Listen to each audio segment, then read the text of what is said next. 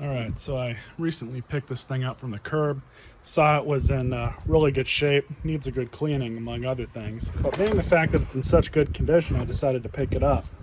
Sure enough, it was definitely thrown away for a reason. Got it plugged in. We have no power. So I'm gonna take this thing apart and see what's going on with it. Shouldn't be too difficult, but I'm gonna get to the switch and just test that with an ohm meter to see if I'll see if it's doing its job or not. Could be the only problem with it. So just to make things a little bit easier, we're just gonna pull some of this stuff off just to get to things.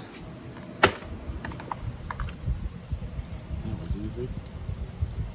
So it would appear that we have two caps, one on each side, that we're gonna have to take these screws out of. Then we're gonna have to get to the belt and the brush roll, disconnect that so then we can take this thing apart. And also we're gonna have to take this off too. So we'll take the brush roll, the belt out first. The screws.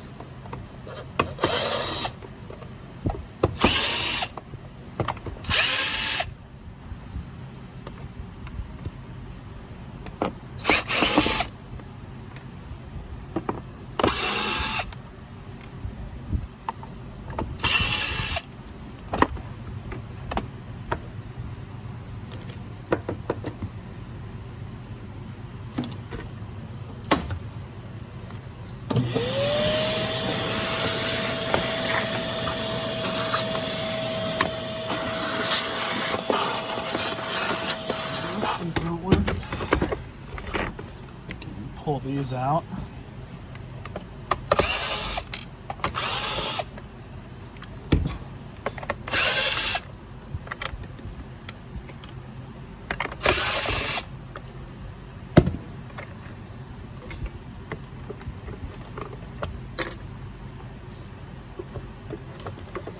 So this should give us access.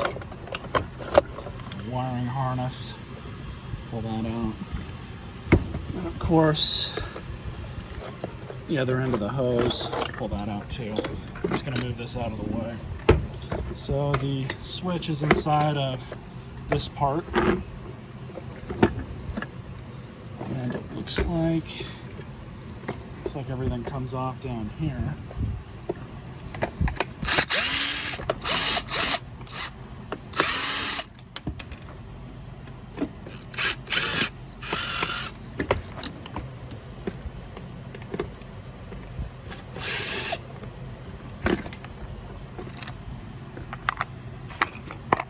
Take these wheels off, all you do is pull out that single screw on each side.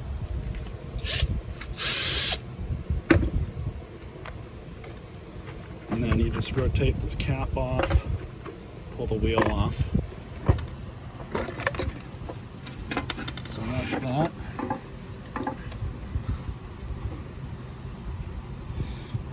So let's see what kind of shape everything's in. Detent on the switch is working. You can hear that. We're just gonna pull this thing out.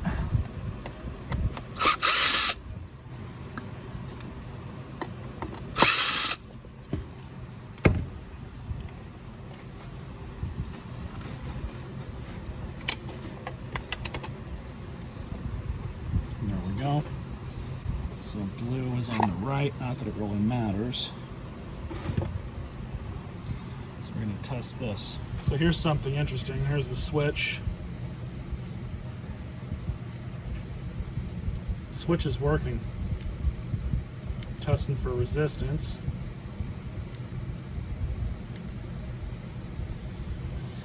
So it's doubtful that the switch is our issue. There might be a wiring issue of some kind.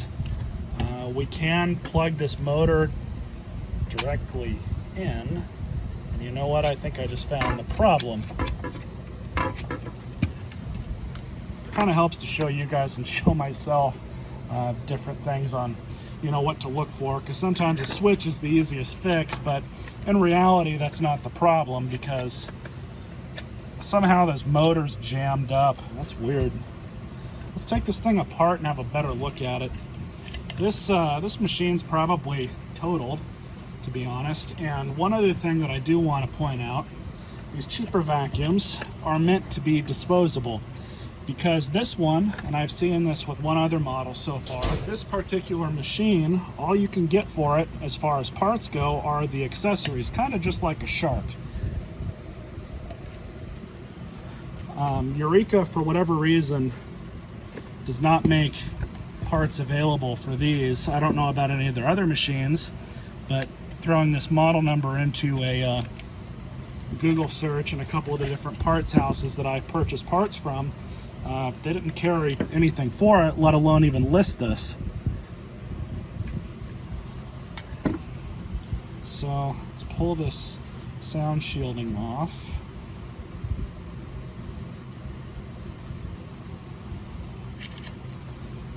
It's almost like something, oh wow, I didn't even need to do that. This thing suffered some sort of failure. Looks like it's just happened for whatever reason, unless something came off in here and made its way into the fan chamber somehow. It's not a dirty air unit, which means the air that comes in contact with the motor is clean. But this is really interesting. It's got this big old dent in the side. I've actually never seen a bagless vacuum have this kind of failure, which I find very interesting, and why I want to take it apart now. Gotta kind of wedge this in there. These fan covers weren't really made to be taken off. Some people can get them off. And I'm trying not to break the thing anymore, because, you know, I want to see what's wrong with it. There we go.